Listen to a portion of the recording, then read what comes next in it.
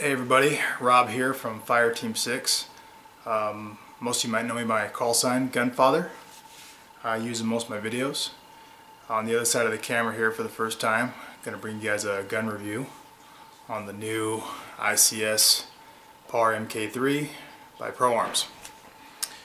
Those of you who know me know that I use ICS M4s exclusively, and up till now I've been using the PCR 97 model, which has been around since 2007, and with the exception of some body changes has remained unchanged for the last 7 years. Recently ICS came out with the new Transform 4 series of M4s, and the PAR Mk3 is the newest in that series. Quick review of it. Comes with this heavy monolithic rail and quite a bit of extra metal on both the upper and lower receivers. Adds a lot of weight to the gun. Feels like it's about 1.5 times heavier than the traditional ICS M4. Some of the other features are a dual-sided charging handle, which of course is mostly aesthetic. Dual-sided sling plate, which is a nice addition. Thicker pistol grip, which fills the hand nicely as opposed to the more traditional M4. The coolest feature about the PAR Mk3 is the new stock. This is ICS's new stock designed for a LiPo battery in the dump tube.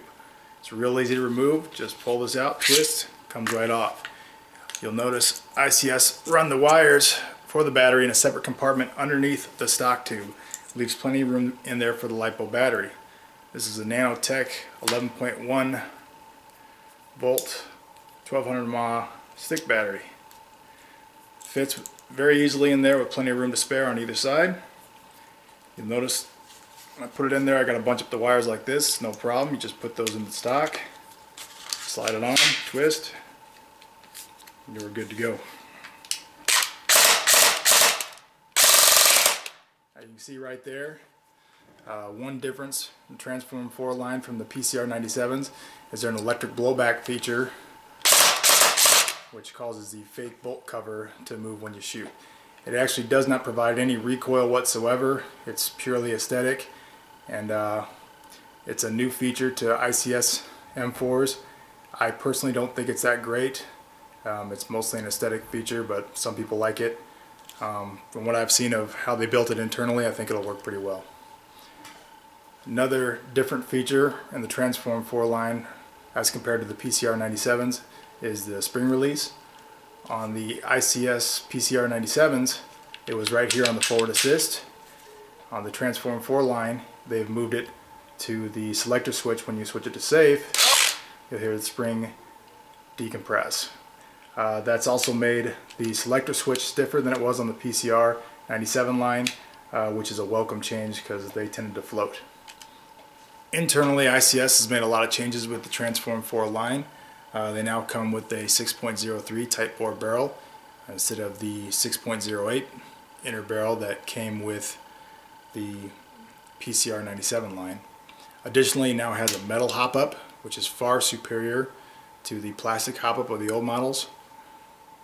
The plastic hop-up had a tendency to break over time and could not handle extended use of higher FPS loads above about the 420 mark. They would start to break. This metal one in here is a much sturdier design. The clicks are a lot more distinct than they were on the PCR 97 plastic hop-up, and it appears to work really well, and I'm looking forward to using it in the future.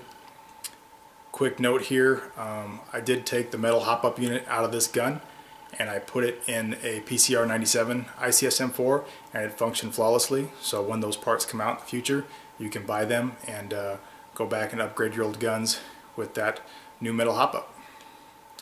The upper gearbox is still a split gearbox, but it is slightly different than the PCR 97 gearbox.